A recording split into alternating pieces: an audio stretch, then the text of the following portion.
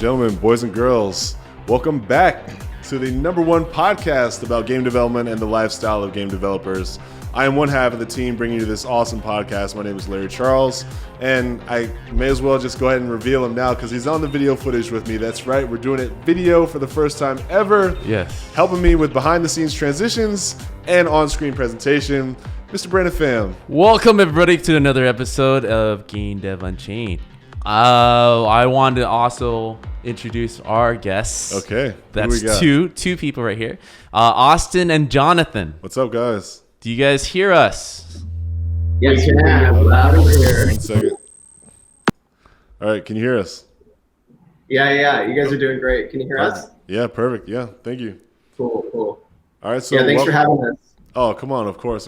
Now, we talked to these guys a while back, but this is the first time that our audiences are going to get a chance to hear from you guys. So the first thing we like to do on our podcast is obviously just say like, hey, can you guys tell us a little about yourself and give us like the Cliff's Notes versions of how you got into the industry and where you are now?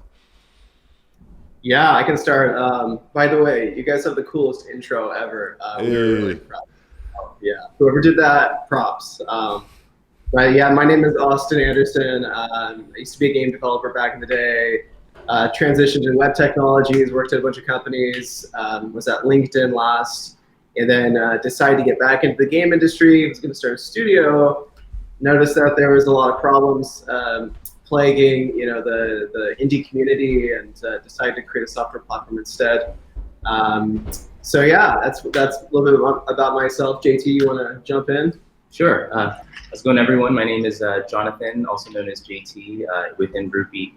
Austin and I met a couple years ago. I myself worked in technology on growth, marketing, PE, but have been a lifelong gamer, competitively gamed for a while, and actually, dabbled in the modding community. Found while I was there that there's a huge grassroots development community that was kind of yearning for a platform to better connect them to opportunities. And so when Austin and I started chatting about the game development space, we very quickly realized that there's just great opportunity for us to create a better destination for game developers to find each other, but also to find better opportunities to contribute to real projects, to actually get paid on time, things of that nature. So, and JT was also in esports stuff. You played competitive Counter-Strike. Competitive Counter-Strike back in the 1.5, 1.6 bit of source days. Well before esports really became the behemoth that it is today. But yeah, I was going to say a lot of the mechanics are still the same. Yeah. 1.5, the bunch hopping, the clipping, the stacking. Yeah, it's the old school strats that you can't really employ these days. The hitboxes were different. Hopping was different. Man, those were the good old days. But yeah, so it's really exciting to be able to build a platform and a community that supports game development kind of at large. So really excited to be involved with that, but also really excited to be here to talk a little bit more about why that's important. Well, we're actually really happy to have you guys. Don't look at our facial expressions for verification because we're getting used to talking to the TV. Yeah. So this is new. It's just like you guys are in the studio with us. So this is awesome. So we're actually not real. This is a robot. This is a hologram. This is a graphical demonstration of real-time ray tracing provided by Rupee.io. This is just an Unreal demo. Actually. Yeah. Pretty much. So obviously, great businesses start with great teams, right? Especially with partnerships. So how did you guys initially meet? Were you guys friends before? Were you guys playing Counter-Strike? Who bought who the first beer? What's that? I'm sorry? Who bought who the first beer? I mean, I guess technically I bought Austin the first beer. Austin had attended a conference that I was hosting at an organization, at a venture capital firm that I was working at prior. And that's kind of how we met.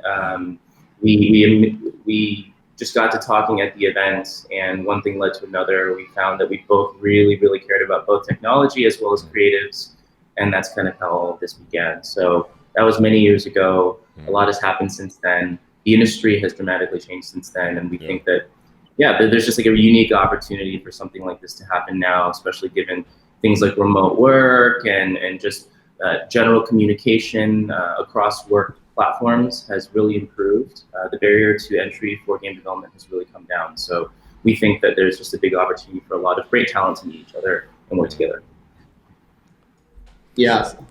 So it's actually pretty great, like what you're mentioning, like the recent progression in smaller teams kind of being able to use the same tools and kind of produce as high quality as the bigger studios have been blossoming the last few years. And it's great that you guys are supporting that, because Larry and I have always felt that has been the innovators of the industry that's actually moving the industry forward.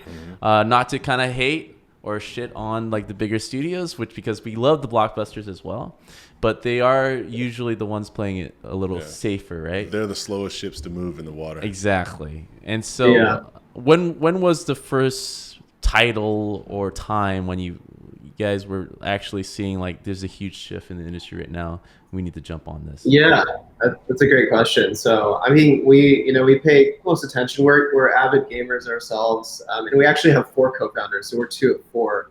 Okay. Early on, one of our other friends who helped found the company worked for Valve, and we've got a lot of folks on board behind Rupee who are big hitters in the games industry, and they all kind of see the same thing. And the reality is, nobody wants to build Call of Duty 15, although the IP is fantastic. The indie games industry is just, it's shifting and evolving so quickly. We see a lot of these problem areas like crunch, for instance, that's really controversial, where these indie these if you work for a game studio, you may be overworked or feel that way, right? And kind of like the repurposing of existing game titles. We see that a lot too, where there's not a lot of room for creativity. We love indie games. FTL, I think, is one of my favorite games. Rust, I love these types of games. And so we kind of thought like, well, what is it that these game studios, the indie studios, need to be able to compete in their development cycle, to be able to, release these titles and not have to do it via early access or something like that, right? Yeah. Where we can create more trust between the actual game, the game studios themselves and the consumers, the gamers who are actually playing them.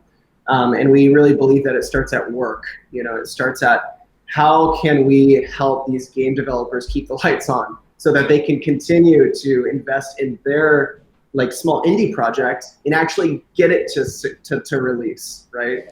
And so to kind of jump in and answer the question, I would say it really dawned upon us, no pun intended, when we heard that Horizon Zero Dawn was actually developed by mostly a distributed team, a very, very kind of high-end AAA title with like very, very detailed assets, a beautiful world, its own engine, right? When we saw that was something that was possible, that really kind of, a light bulb went off, and we were like, wow, games can actually be built by teams that comprise folks from different pockets of the world. The fact that that's possible now really made us realize, wow, there's definitely an opportunity here for studios, both small and large, to take advantage of this kind of new modality of game development. So, and just adding to that, I think we're seeing that happen industry-wide, not just in other industries as well, where remote work, because to your guys' point, the tooling now is becoming more accessible to pull these teams together, right? And to be able to not have to be on location in person working. And so like, what is it? I guess the rhetorical question is like, what does it take to actually get somebody or get a team to that point where they can do that effectively? Well, I got to say, anybody who's running any sort of platform, give me 1 second, or business, right? If you've spent any time playing Rust, I would trust you as a business leader, because I know you know about threat assessment, nonverbal communication, and opportunistic take advantage of situations, because that's all that happens in Rust. So I would trust your business for sure. I think actually, you guys are going to be great. Working for Rupee is like sitting in a little cabin in the middle of Rust, and then at night hearing somebody walking on the outside and like desperately trying to reach out to them. Hey, are you friendly? And then they just pull the ball. It's just like that, actually. Yeah. So all jokes aside, if we were going to give our listeners now, we know the name and we kind of know, I guess we're dancing around the edges of like what the platform is going to do and offer. If you could give like a 2-minute pitch to our audience directly to tell them exactly what Rupee.io is as a platform and how it helps developers explicitly, and then let's take the conversation from there. Sure. Yeah. So we're a community-focused work platform, and we basically match our talent with the right projects. We can manage your schedule automatically as a game developer or an artist. We also guarantee payments. That's all on the talent side. So we really vouch for you in terms of a developer. You know, what is it that we can do to help you in your career, connect with the right projects, et cetera, and automate all the logistics, all the boring stuff that you don't really want to deal with. And then on the studio side, we also provide the proprietary talent matching. It's really smart. We manage the schedules for the studios, handle payments, all the back office stuff, tax automation, that sort of thing. And we do that so that we can really provide a cohesive offering in terms of our platform. And then we also have a bunch of community features as well. Right now we're actually in Portland, Oregon for the Summer Slow Jam, which is hosted by Pig Squad. I don't know if your viewers may know Pig Squad, or you guys might know Pig Squad. No, please educate us. Yeah, so they're a nonprofit organization that do a lot of game jam type and education type workshops around the Portland, Oregon area. They do on average, I think it's 70 to 100 games per game jam. Rose City Games is actually a studio. Shout out to Rose City Games. They did some like a Cartoon Network title. I think they won I think #1 indie spot for their game E3 just recently. So we're here with them, representing the community and basically helping the community figure out how to take their game jam project and give it life, post jam. Like what can we do to basically help you continue to build this game in the long term, but also in the interim connect you with awesome opportunities so that you make some cash, and then hopefully continue to build your game. Do you want to add something to any of that? I mean, really, in summary, it's just to make work better and easier for people in the game development space. So whether it's finding the right person, finding the right company, but also, exchanging information as well as anything work related, assets, communications, payments, all of those transactions are going to be seamlessly managed on the platform. So we just want to make it really easy for anyone to kind of jack themselves into the community and make cool games. Exactly. So my next question for you guys is, what about growth? I guess, is there like a top level efficiency limit where like, hey, if you have a team size of over like 200, you should have a different solution? Or can I start my indie team with 5 and grow to as big as I want and still have, the same kind of experience or the same efficiencies with using Rupee.io? Larry, that's the Premier package, right? Yeah, that's the gold package, actually. No, I'm just kidding. But no, that's a great question, and what's fascinating is the term indie has changed so rapidly. Oh, for sure. We've met people who say it's, teams up to 100 people or less is like considered indie, and we're creating a scaling solution that basically works across the board. We definitely appeal more to the indie crowd, but we actually have some AAA projects that we're working with, and we really want to solve the question of when is my team a studio? And I think a lot of times, I think your viewers might feel this way. It's like, when do I officiate my team as a studio? And so we're trying to create a path, right? Like a happy path to solve for that. So you're like, start out as a small team, you can grow it to answer your question infinitely in size, create an organization later on that manages multiple teams. So really you can just, you can scale up.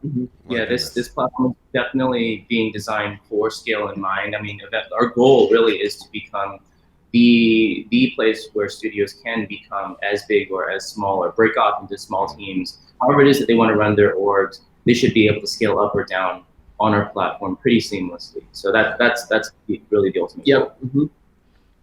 Well, do you guys get a lot of feedback from the people who use your platform and maybe suggest features? And I guess, what's that relationship like? We're like, hey, we were using this and we thought this would be a great idea.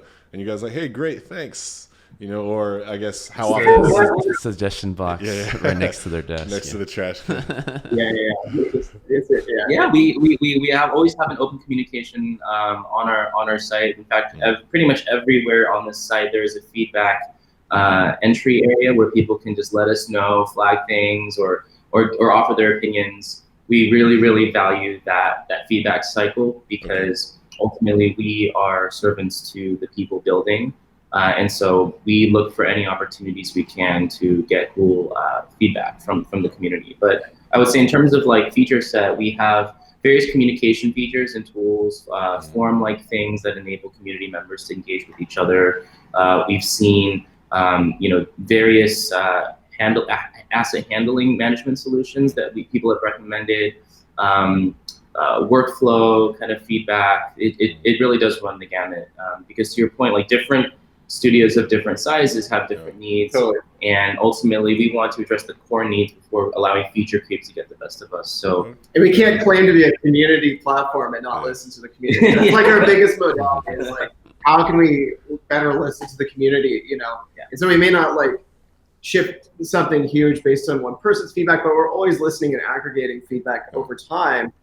And I think that's like, really one of our core philosophies. And coming on Rupee is totally free. Like we want to make sure that it doesn't matter how small you are, you can come on Rupee, and even if you don't qualify to work on Rupee, we're actually providing, a lot of like work platforms will basically say, the 2% can actually work, but the rest, like, screw all of you, right? And you're kind of gone. But for us, we are working with a bunch of partners. We're working with, we've got partners with Playcrafting, Girls Make Games, etc., to create workshops in the future where, you can actually come on and improve your profile, improve your chances to, actually work and be a vetted worker on Rupee through education, right? And through actually like increasing your ability. We want to be able to say the 90% of people who are just starting in the game industry, who just like graduated college, we're at GDC talking to graduates and they were like,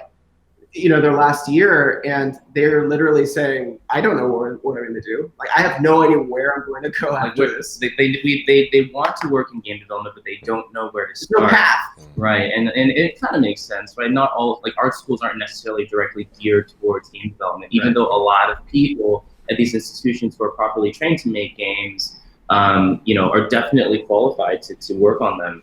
But there's just not a super clear path. So we really want to help, onboard a bunch of people who have the ability to make games, but maybe may not necessarily know how to directly apply themselves. Exactly. How can we help you become educated, right, and like get into the workforce? And you guys know, you both have long careers in the game industry, so you know how hard it is at the beginning, right? Yeah, I would not be where I am now without help. And I know explicitly, and each individual time where, like, especially in the beginning, where someone was directly contributing to my success. There's definitely a Spartan mentality. Is like once you leave school, you're kind of off on your own. And once you're off on your own, finding jobs, and you get laid off, you're off on your own again. Yeah. There isn't really a strong community, even with professionals, small and big, that actually has a place for you in terms of like, here's a job site. It's basically between friends, and it's very unofficial. So the guys that you guys are helping with, especially the small indie developers that we talk to often, they're juggling a million things at once. They're trying to learn biz dev on the go type of method. Yeah. And it's crazy because most of these developers, even if they are skilled, they build a career around their tools and techniques. Talking to people is actually a very hard and difficult thing, and that is necessary for you to make deals and actually get these games financed. So it's actually a piece of the market that you guys are definitely taking advantage of, that we see that is very advantageous because more often than not, these developers don't know what they're doing. And so they're juggling and they're figuring out their new roles. It's not like me kind of rolling off from a company and being able to do the same role. It's like multiple roles within just making the game, and then have to think outside the game. Yeah. It's kind of my headaches. I've got friends who are, are in the game industry, and they're self-described introverts, right? And they're like, I don't want to mess with, having to talk to people definitely, but I just want to build a game, right? And how can I do that, but also, like you said, manage my time and juggle learning these soft skills, to be able to do this. So it's like, that's really what we're trying to do, like create these binding agents, maybe some management and automation there so that you can just focus on your passion project, like focus on what you're wanting to build. Because, we think games are like the echelon of creative, manifestations or whatever. It's like the most amazing thing. So it's like whatever we can do to help enable that. I think we're doing the community a service, and that's what we're trying to do is do that. So I'm going to segue off of that then and ask, and this might be a little unfair to ask because I know your platform is agile and it has a lot to offer, but if you consider like a traditionally known indie team, small group of guys and girls working on 10, 15 person studio level, and even that might be big for what a lot of people consider indie. What would you say is like the biggest headache that you guys solve for like the small indie developer? Would you say, like, if you could champion one main feature as a selling point to be like, look, if you have this problem, come to us because we have the best solution. If you were going to champion one thing.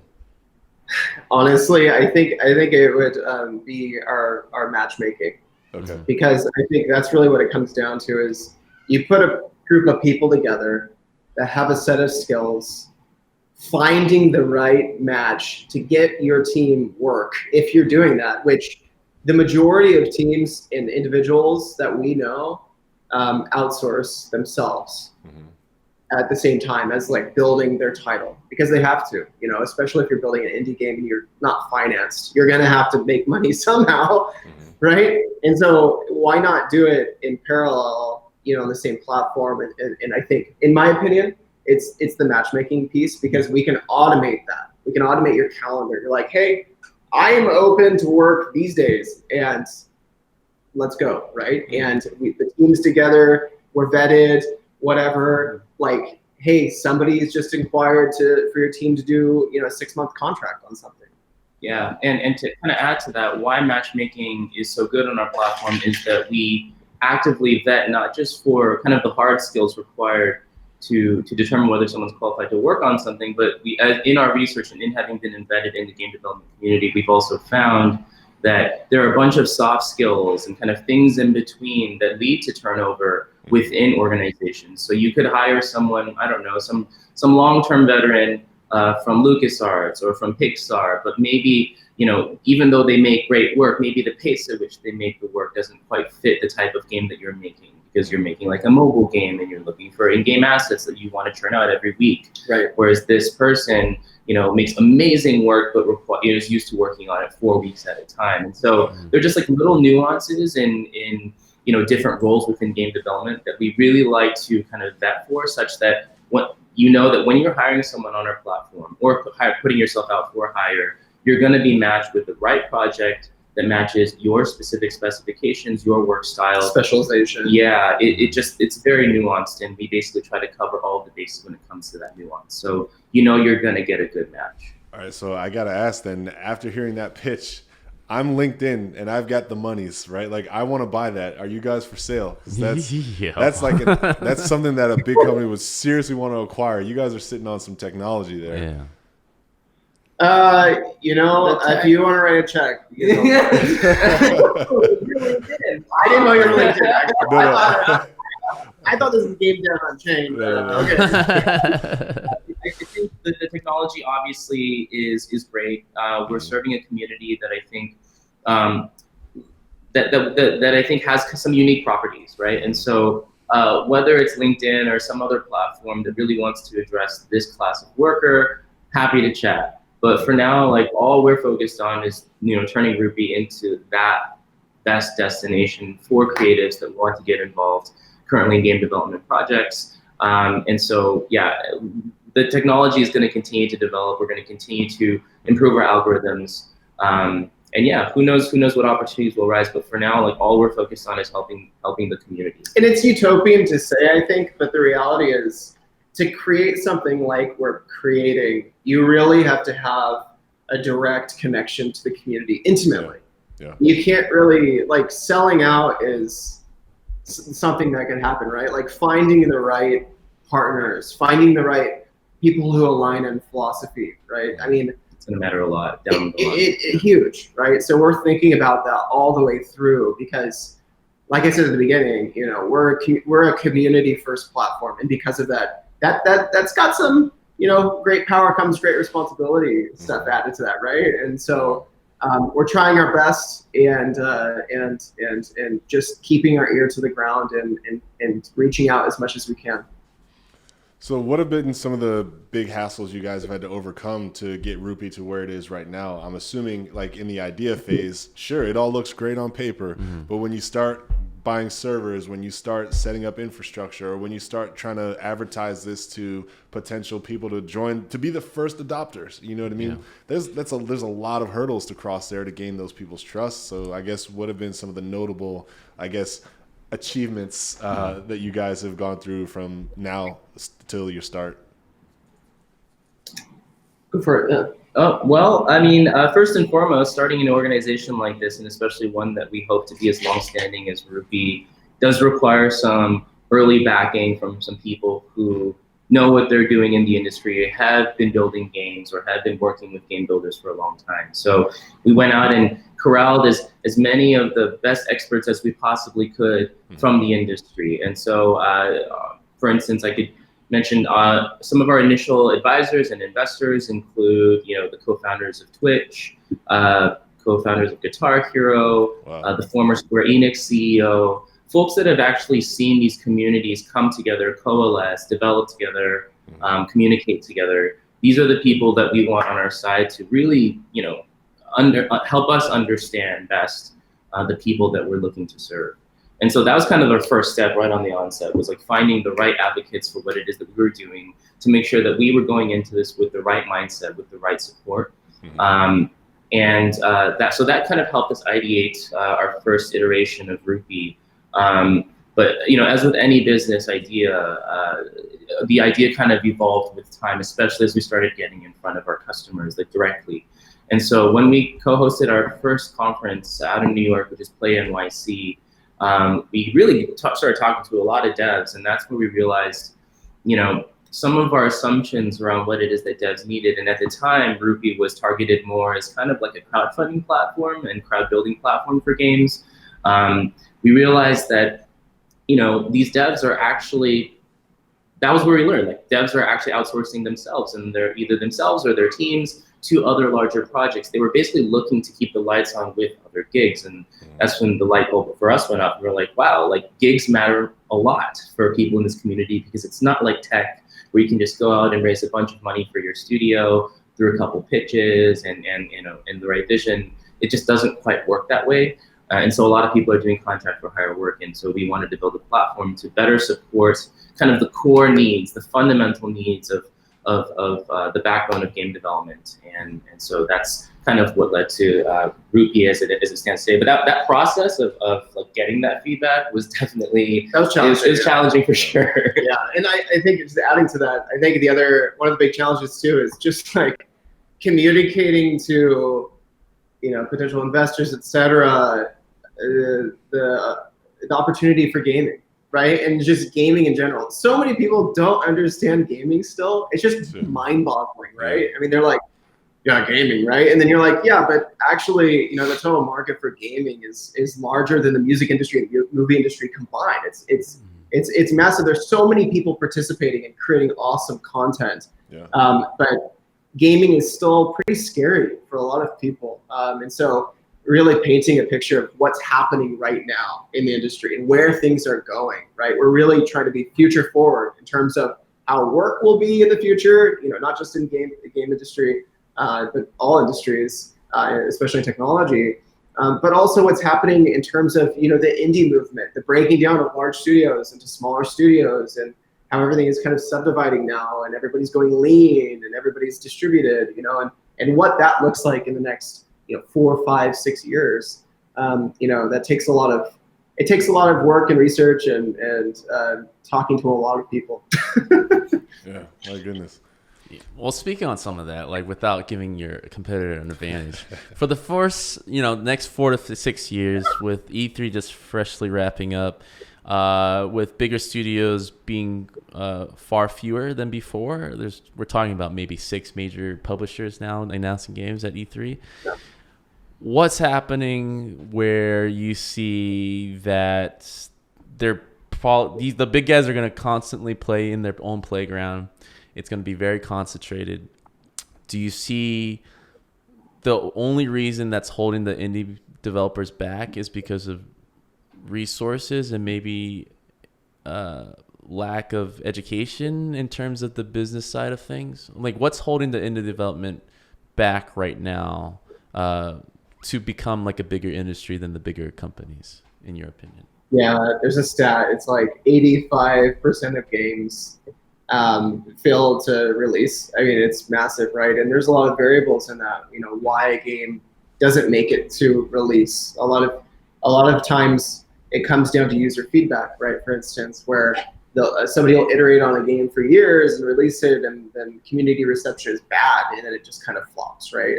Or it's not qualitative enough at the beginning, or it was just maybe not even a good idea, right? Something like that. I think there's a lot of that. And I think also definitely resources it's a big deal. That's why I think we see a lot of alternative means to make funding quickly through early access and things like that. But that creates kind of a problem when it comes down to trust, like consumer trust, right? And we've seen this so much on Reddit and in different communities where people are complaining about early access or loot boxes because those are the ways to survive, right? You got to look at it that way. You got to look at it as these are people just trying to get their game out there so that they can make some cash, so that they can continue to hopefully build the game, right? But it creates kind of a distaste, I think, for the community at large, and so that's why we're trying to figure out ways that we can help create more fair monetization and to increase that level of trust, that consumer trust with these indie studios. How can you have your fans, participate in helping drive feedback, or participating in doing work? Like imagine a future where, I think like in the PC gaming industry alone, over 55% of the gamers are developers, right? So they're all technical. So why not hire your fans, right, to do work for you, right? These are the people who are trying to give you ideas in the first place. So that's, I think, one way we're trying to look at it. The community stuff, feedback loop is really important for game development in general. I think on the flip side, the talent side, really kind of democratizing access to talent, a lot of which is actually trapped up in a lot of these AAA studios that you mentioned. Creating opportunity for folks like that to work on passion projects of their own. And this a lot, again, is like why we really believe in the Game Jam community. A lot of these folks are current employees at Ubisoft, Activision, all these major studios that we've all heard of and played games from. Those folks are, wanting to work on their own kind of passion projects too. And so creating a bridge, for people in the indie community to actually have access to talent that has actually worked on big AAA games, I think a big step in the right direction. And a lot of folks who are looking to build their first teams or their initial talent beds for their first projects just don't know where to look, right? Like, where would I go to find, a lead designer on a game that was published by like a big major AAA publisher? Most people don't really know how to do that or even how to approach that. But if these people are making themselves available to work on projects on our platform, that really opens up the possibilities of what indie games can become, because there are just a lot of things that you learn, I think, in the process of building a career in game development. Things like process, right? Resource management, planning. These are all things that we as a platform also want to help as we progress, right? Where when you milestone out a project, when you get assigned to a project, timing, the estimation of time, the cost estimation, these are all things that people who are experienced in the industry should be able to kind of bring into projects that they participate in. And of course, the platform itself will continue to evolve to accommodate these things. But I think we think the wealth of experience that is currently largely trapped at the top, we want to make that accessible to people in the mid-tier and even in the lower tier, kind of earlier stage game development. Yeah. Right. Well, let me ask this next question. So you were mentioning creating a bridge for a lot of these developers who want to participate in your platform and everything. And it's actually a very relevant point because we come from the AAA industry, and I just had a conversation last week with someone at Epic. And a lot of the problems with these bigger guys or these companies that feel trapped or are actually really trapped is that there's a clause where they can't work on outside projects. Personal project, anything they would do outside of the workplace is owned by the company. It's a contract that everybody has to sign to agree to. And they try to sidestep that with saying like, oh, let's list all the things that you own before you come to the company. So there's obviously a desire and the passion from a lot of these AAA developers wanting to do something else, wanting to create that bridge, but are constantly showing up it being demolished by the very company that they work for. And I don't know if you guys talk to a lot of these developers, and I'm sure you guys are meeting at back alleys and everything to make sure that they're not exposed. But I imagine some of that being that they can't really openly say that I want to work on side stuff to get things going for myself in case things happen, right? Or just the pure desire, yeah. Yeah, So to your point, we're not looking to get people to illicitly work or like to break contract to work on projects. That's not what we're trying to do. I think it's more capturing a lot of the talent that often gets let go from projects that get released, because there is a cycle to game releases where once a game hits the market, especially contractors that work on games, and a lot of these games are fueled by contract for hire talent, right? That are bound literally by contract until like a game gets released, and then there's a huge kind of sloughing off of talent because it doesn't make sense at that point to keep them on the payroll.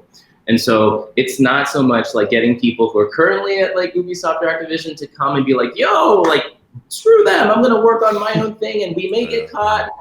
Yeah, we're not trying to do that. It's more, you previously worked on a really cool title, you learned some things there. How do we get you to work on smaller projects that have a lot of great potential, but maybe not as much experience as you may have? How do we get you connected to those projects, and how do we get you paid to work on those projects? Because a lot of these devs, these early devs, actually are spending a lot of their own hard-earned money, their savings, on building these games and making them happen. So it's not that there's a dearth of like ability to be paid. We just want to formalize it and make it really clear, like who's available to do what work for how much. And this is the amount that you're going to be expected to pay or be paid, and we're going to make that all seamless. Yeah, for just a quick example to that, there's a large studio, very large, that I won't name, but they've reached. You can say what it rhymes with. Like There's only like nice 6. Yeah. I'll start naming it off, and you just nod to us. Yeah. Yeah, but they. They just released their game, and they laid off over 150 people, right? And it's very normal, very normal. and we talked to some of the people, and they're like, I don't know what I'm going to do next, and I'm expecting a huge gap in my pay, a gap in my work, etc. And I'm used to this. This is how it goes. This is what happens. This is normal, right? And we definitely sympathize for those folks, and we're like, wow, come on, Rupee, let's try to find you something, right? I mean, that's really, I think, where JT is going with, the AAA talent. Yeah. Well, that's probably a good time to ask this Twitch question, because with 150 people who might not know what they should be doing now, let me see if I can do that. What's the good opportunity for bringing them onto your platform? So Fizzle747 from Twitch, hey, thanks for joining us again, asks, what is the process for becoming part of Rupee.io platform as a potential developer for these indie teams that you support? Yeah, great question. So we are launching, so we've been doing a lot of closed work between both the developer and artist side and then the projects for quite some time. We're doing our end of June beta release actually, so it'll be end of June, maybe the very beginning of July, and we'll definitely blast out. It'll be on our site. You'll go through, and we have a vetting process where you connect your identity, and then we actually go through. We take a look at your past career history, etc. And we have a whole like kind of gamification system in terms of your skill vetting, as well as like XP and leveling up and that sort of thing. So it's actually pretty fun in terms of, working on Rupee, doing education through our partners and having it contribute to, your overall presence as a profile on Rupee. So to answer your question, so at the end of the month, we'll have that opened up. There'll be some links, and then you'll be able to go through our vetting flow to connect. And it's rupee.io is our website. rupie.io. You can go there and actually submit your email there. We'll definitely be in touch with you guys, and an email will go out informing you of the specifics and how it is that you can kind of self-onboard. But it will be a thorough process, and there is a vetting process. We want to make sure that all talent that is put onto the platform is properly, is quality talent. I mean, we just want quality talent to be working with quality projects. You can come onto the platform, right? And that's fine. It just whether or not you actually are vetted to do immediate work on Rupee, that's kind of the question. But like I said earlier, we're not going to abandon you. Yeah, we're gonna work with you to make it so you are qualified to work on the platform, unlike other work type platforms. So it's not a no, it's a not yet kind of. Exactly. That's pretty cool. How do we make it better, right? I mean, that's really that really is it. I think the talent quality question is something that we kept hearing back from studios where it's like, oh, we brought this person on, but the fit wasn't quite there for this reason or that. And we just want to help people fill in the gaps so that when they do hop on a project, they legitimately can produce great work that fits that particular project's needs. That's huge for us. Mm-hmm. And I have to imagine like working remotely online, it's less about the personality, right? Am I true in this assessment? Like, because on the workplace, 50% when we're hiring, especially for artists and designers, I guess, engineers are a different story.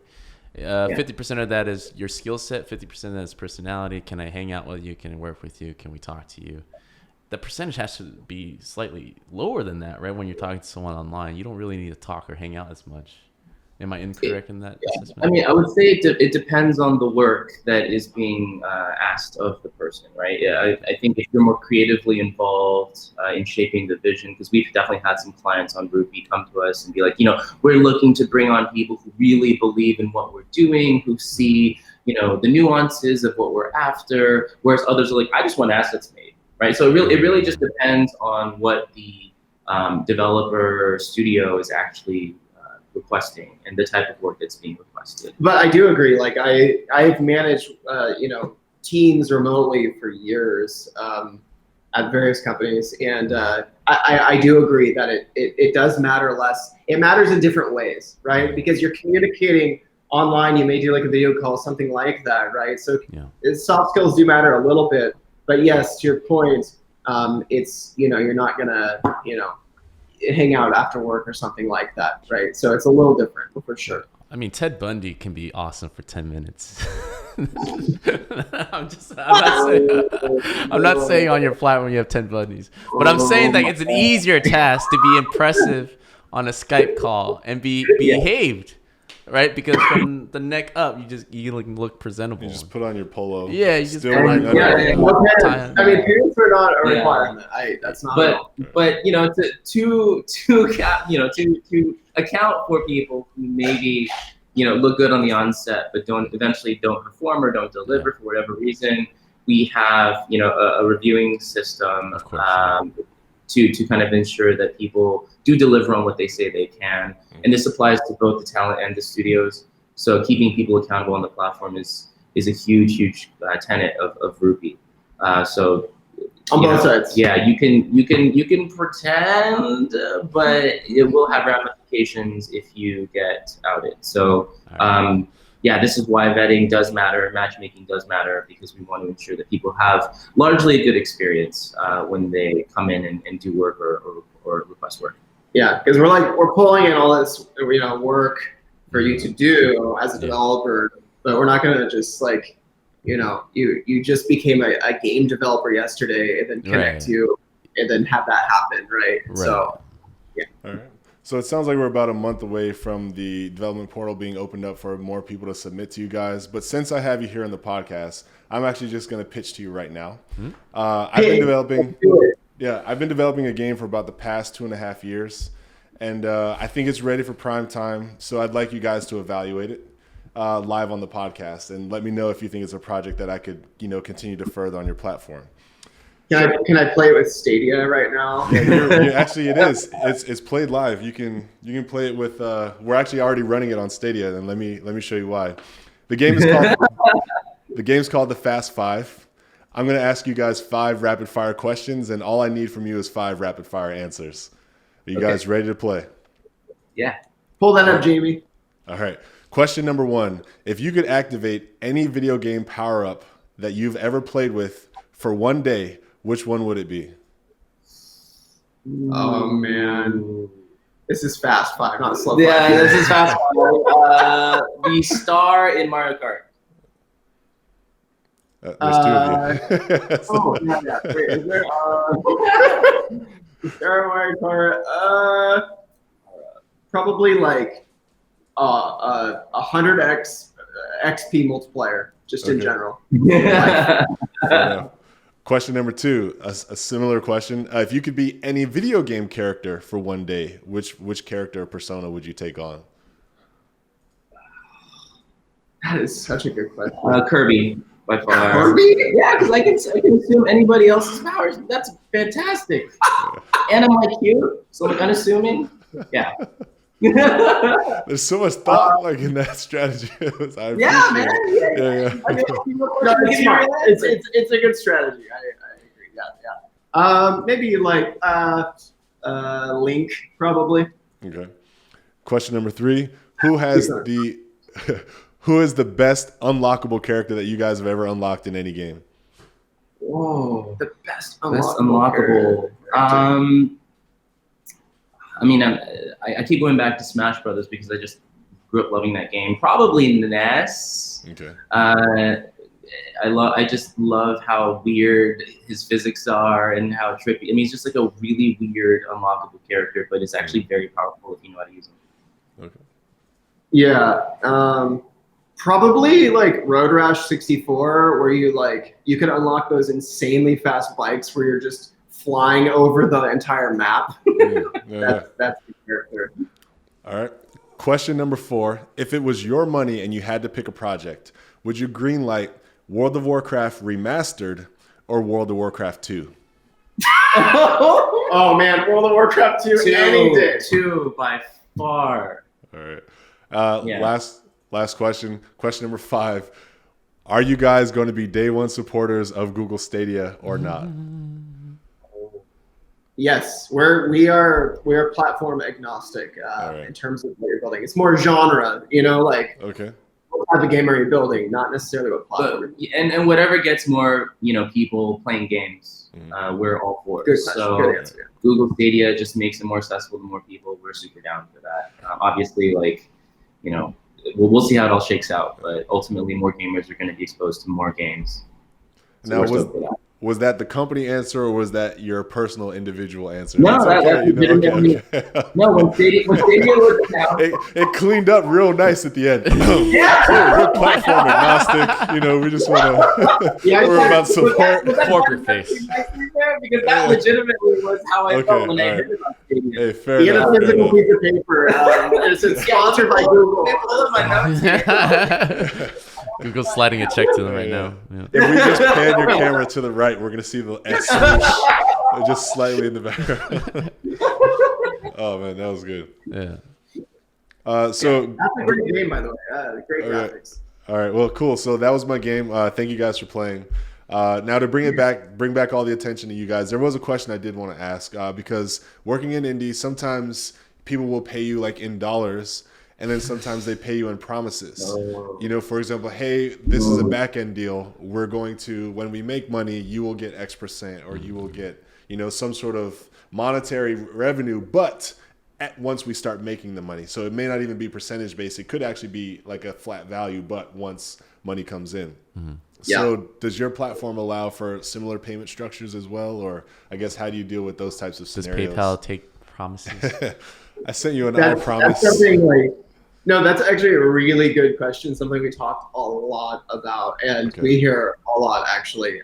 So what I can say is not right away, not out the gates. We're experimenting with, volunteer type gigs that you could potentially do.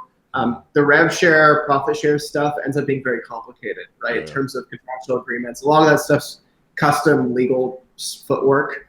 But we're looking into that because I think that that's something that a lot of people are interested. We are focused on paying people fairly, making sure that the transactions happen, because the reality is, you guys, like, we hear from both sides. Some people say, as an artist, those are the types of deals I'm only approached with. And because of it, none of these projects pan out, and I still have to pay my bills, right? And so it can become kind of controversial. On the project owner side, for sure, it's like it makes perfect sense to be able to get people to come help you for a future prospect. But in the reality, on the developer side, it can screw them over. They can feel that way. Yeah, and we just don't want to enable any bad actors on that front when it comes to studio operators who are making unfulfilled promises. And we've talked to enough developers who've been burned by those types of deals, such that we really just on the onset really wanted to focus on gigs. But if there is a way to maintain project attribution, which is actually something that we've built technology to support, just have not deployed, and we can enforce that attribution downstream through some form of legal binding, then that's something we would definitely entertain as a full feature on the platform. But until we can basically guarantee that people that promises that are made will be fulfilled by the studio when it comes to things like rev share, profit sharing, equity, that kind of thing, until that promise can be made, we probably will not launch that as a feature. Okay. I like what you guys stand for there. You're protecting with the community, and I agree. Like, I've been offered that many times myself, and I even did a little bit with GoPlay, the iPhone game company, but we delivered. We didn't get paid a lot, but they got their percents, right? I'm familiar with both sides, and I just was wondering if do you guys want to come help with Rupee for a percentage sometime? Look, I'll say, if it's in writing, I'll consider it, because like you guys give me an option. No, I'm really excited about what you guys are building. I think that you sell it very well, and I can see that there's a personal feeling attached to this. None of it was very corporate until you answered the last question of the Fast Five. So you guys have won my seriously. Like, I trust you, even just in an hour teleconference with you. Guy out of here. Yeah, someone on the other side of your camera has a clipboard, and they're like showing you guys notes how to answer the questions. They're doing the neck thing. You guys, by the way, you guys are awesome. Shout out to your viewers. These two really, really, really care about the community. We talked to them a few times, and bar none, maybe second to us in terms of at least you're being honest. They care about me. Yeah, but you guys, they really, really care. So definitely stick around. These guys are definitely in for the long run with you, and I think you can really trust them.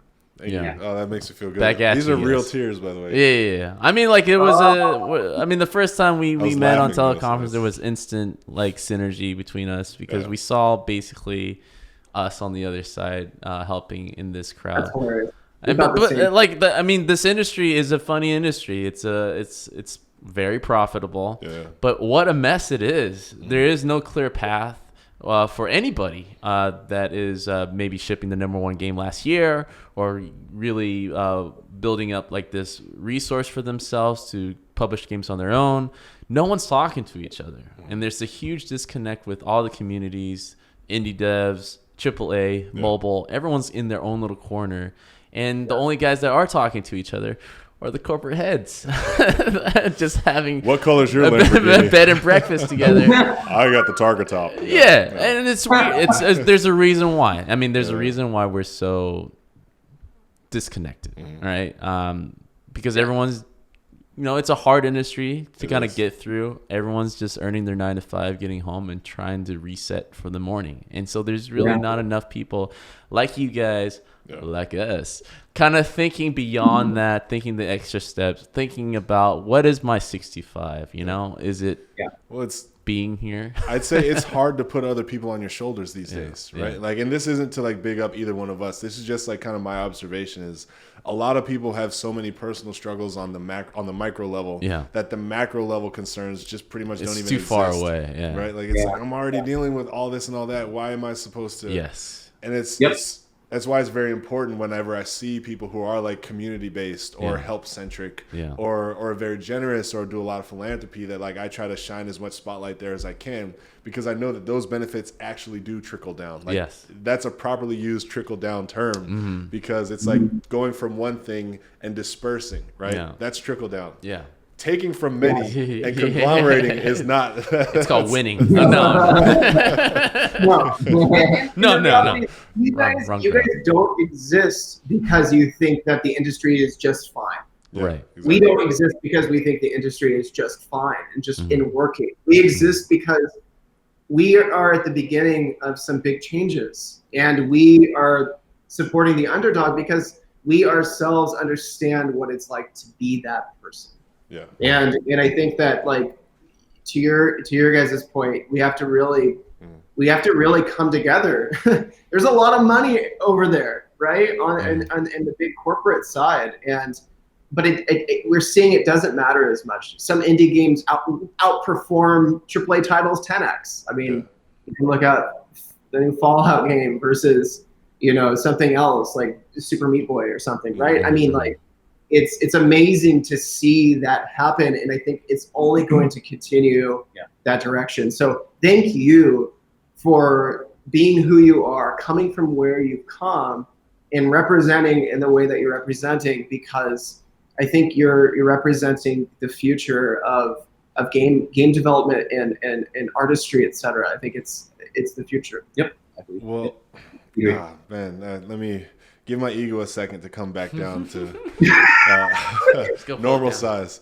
I'm looking at the clock down here, and we've been podcasting for just about 59 minutes. So I can safely say that we've done enough to make it the hour podcast length.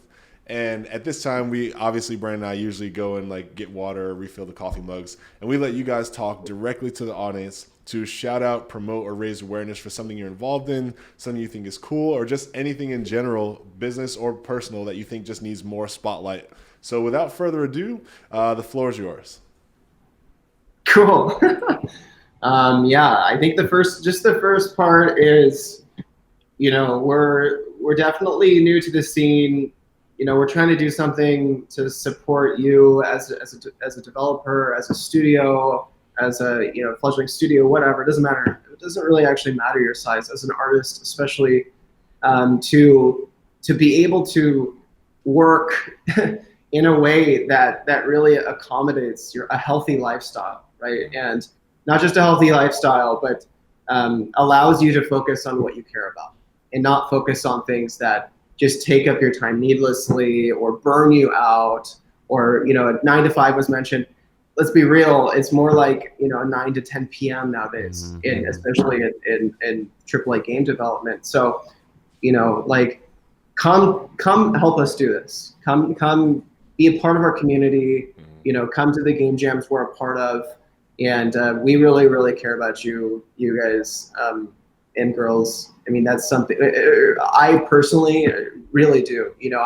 I started game development back in the Flash days, like Albino Black Sheep, Newgrounds, etc. And and I know how hard it is, but things are changing, and I'm really excited about those changes. And so my ask is definitely just come be a part of it. Come give us feedback. Come work with us.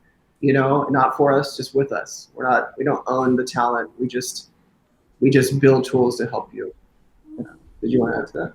No, I mean, echoing everything that Austin just said, game development is evolving very quickly, and we as a platform are skating to where we believe that puck is going to end up 5 years from now, 10 years from now, and especially as all these new platforms are coming out to either promote games or to get more games in the hands of actual players. We just think that the door is about to be blown wide open for game developers specifically, and their opportunities to actually build meaningful games that get meaningful traction and see meaningful playtime. We just want to be there to support the builders of these experiences that we believe more and more people are going to be able to experience pretty much on demand, literally on demand. Yeah.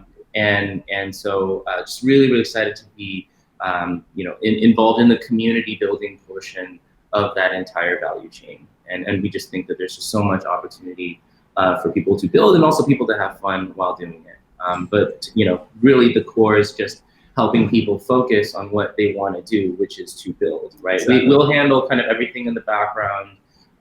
You just focus on building, being creative, building amazing immersive experiences. That's what we want. Also check out Rose City Games here in Portland and in Summer Slow Jam. I mean, dude, it's called Summer Slow Jam. Yeah. Crack open a brew if you're middle age. And check out that game jam if you're in the Portland area for sure. That'll be happening over the next 2 weeks. And Brandon and Larry, thank you. You guys are amazing people. We're honored. Thank you so much for being a part of this.